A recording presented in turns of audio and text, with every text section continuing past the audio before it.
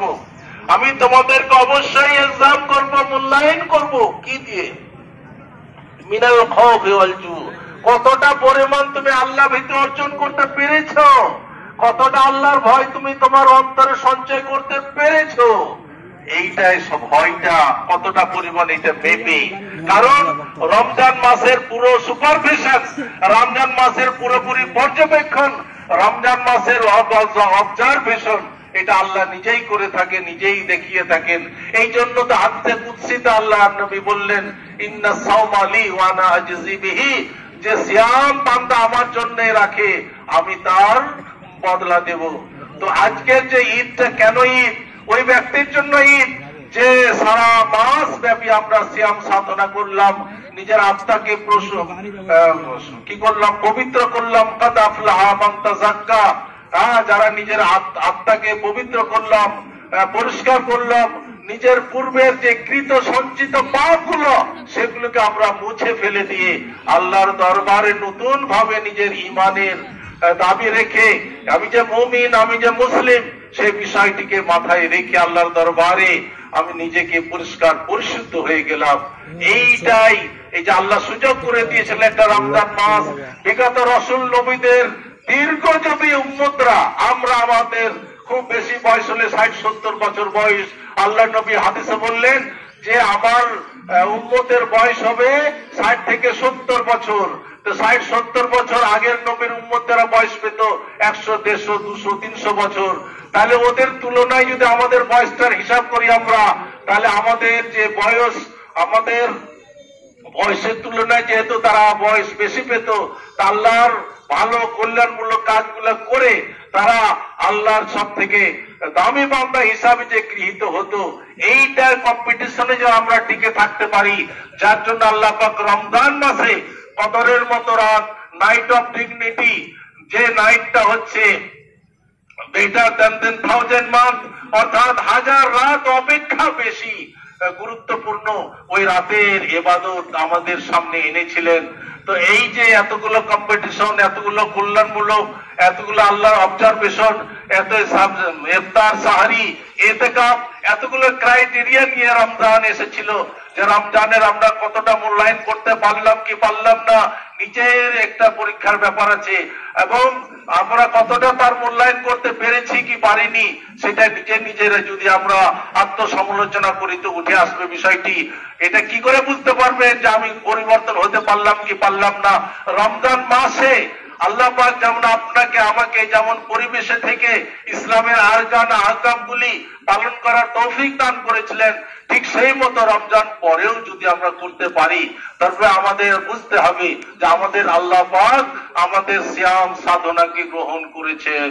আল্লাহ পাকের দরবারে আমরা সবাই আবেদন করি, আল্লাহ তুমি আমাদের রমজানের সিয়াম সাধনাকে গ্রহণ করো। সকলে বলি আমরা আমিন।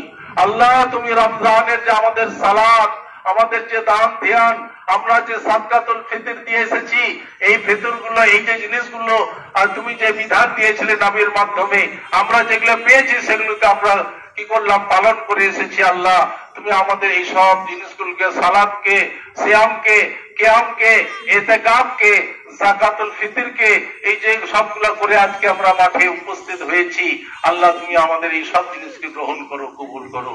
সকলে বলে আমিন। আজকে আমাদের এরকম ভিড় থেকে আল্লাহ পাক ফেরেশতাদের বলেন, ইয়া মালাইকাতি, হে আমার ফেরেশতারা, বলতো মাজিরো, ওই সব ব্যক্তিদের যারা মজুরি, যারা শ্রমিক, যারা কাজ করেছিল একটা চুক্তি ভিত্তিতে, তাদের সেই কাজ যখন তারা শেষ করবে, পরিসমাপ্তি করবে, তাদের মালিকের জন্য কি করণীয়? ফেরেশতারা উত্তর দেন যে তাদের পরিপূর্ণ বদলা দেওয়া। আল্লাহ পাক ফেরেশতাদের সামনে রেখে ঘোষণা করেন যে তোমরা কেউ সামনে সাক্ষী থাকো, আমি তাদেরকে কি করলাম? তাদের গুনাহগুলি মাফ করে দিলাম। আল্লাহ পাক, আল্লাহ যাদেরকে মাফ করেছেন, আল্লাহ তুমি তাদের, আমাদের সকলকেই ওই মাফ করার লিস্টে নথিভুক্ত করো। সকলে বলে আমরা আমিন। শুধু তাই নয়, যে ব্যক্তি রমজান মাসে নিজের পাপ রাশিগুলো আল্লাহর দরবারে উপস্থিত করে বলেছে, আল্লাহ আমি বিগত দিনে যা করেছি ভবিষ্যতে আর সেই পথে পা বাড়াবো না, তোবায়ে নাসুহা, খালিস তওবা করে তোমার পথে আমি ফিরে আসছি। আল্লাহ তুমি আমার এই তওবাকে গ্রহণ করো। আল্লাহ পাক তাদের জন্য ঘোষণা দিলেন সূরা ফুরকানের 70 নম্বর আয়াতে আল্লাহ পাক বলছেন, ইল্লা মান তাবা ওয়া আমানা ওয়া আমিলা সালিহান ফালাউলাইকা ইউবাদদিলুল্লাহু সাইয়্যাতিহিম হাসানাতিন ওয়া কানাল্লাহু গফুরার রহিমা। আল্লাহ তাদের জন্য ঘোষণা করে বললেন, ওই সমস্ত ব্যক্তিরা যারা শ্যাম সাধনা করার সাথে সাথে নিজের বিগত পাপগুলিকে আল্লাহর দরবারে উপস্থিত করে একটা একটা করে গুনিয়ে নিজেকে লজ্জিত বোধ করে আল্লাহকে বললেন, আল্লাহ তুমি আমার এই পাপগুলো ক্ষমা করো, আমি আর ওইদিকে প্রত্যাবর্তন করব না, তোমার পথে আমি সঠিক সুদৃঢ় থাকবো মৃত্যু পর্যন্ত।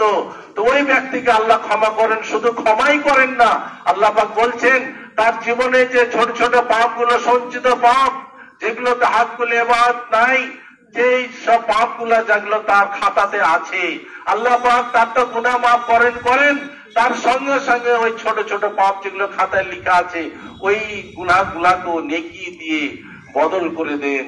আল্লাহ পাক কত সুযোগ করে দিয়েছেন বলুন তো।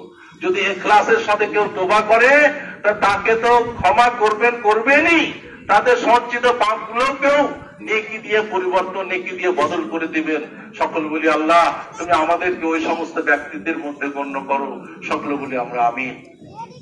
এর সঙ্গে সঙ্গে আমি দীর্ঘায়িত করছি না, আরেকটি যেটি ব্যাপার যে আমরা সকলেই জানি যে মান সামা রমজান আইবুল আনসারি, আবু আইয়ুব আনসারি হতে বর্ণিত, আল্লাহর নবী একটি হাদিসে বলছেন, মান সামা রমজানা সুম্মা আত্তাউ সিত্তাম মিন শাওয়াল, যে ব্যক্তি রমজানের 30টি রোজা রাখলো এবং তার সঙ্গে সঙ্গে যে শাওয়াল মাসের 6টি রোজা আছে যে ব্যক্তি রাখলো, তাহলে সিয়াম ও কাসিয়ামি তাহারে, তার রোজা হয় 1 বছর।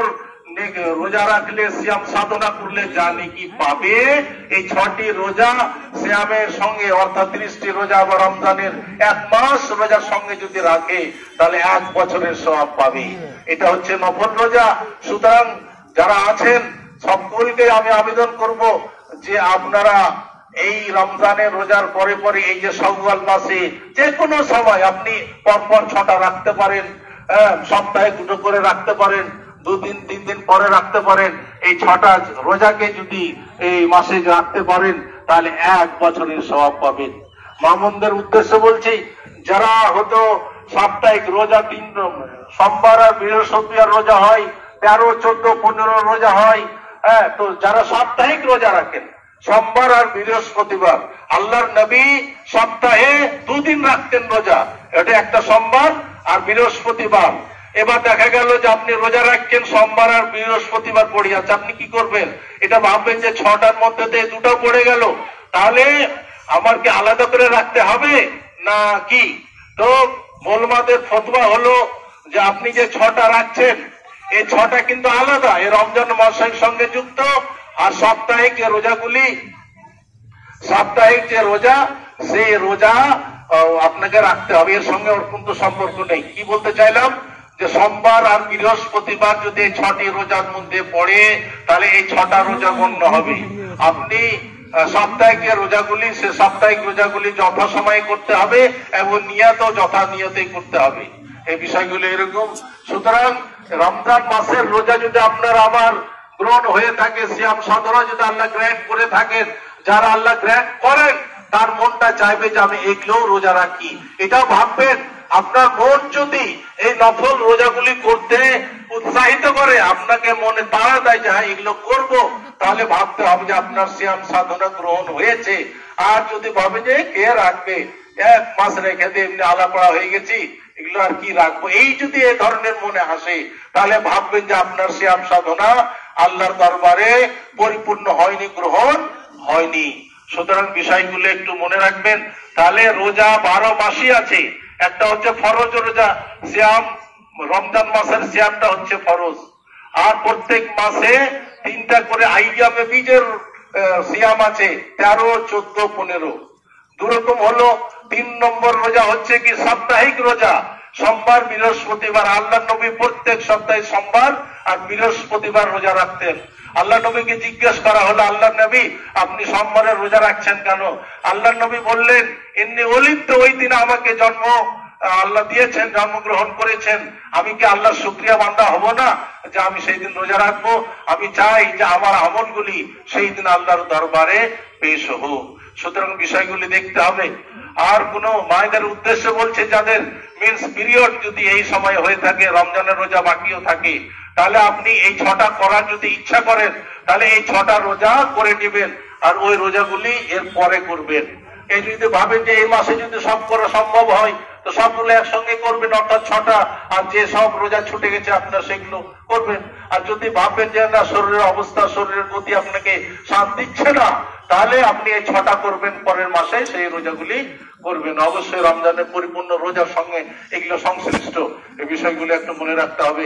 আল্লাহ পাক আমাদের সকলকে বিষয়গুলি বোঝার তৌফিক দান করেন। আমি পরিশেষে দু একটি কথা বলবো। ফিলিস্তিনিদের জন্য আমাদের একটু দোয়া করতে হবে। আপনারা যারা বসে আছেন, আমি দোয়াগুলি পড়বো, আপনারা আমিন আমিন বলবেন আমার সঙ্গে।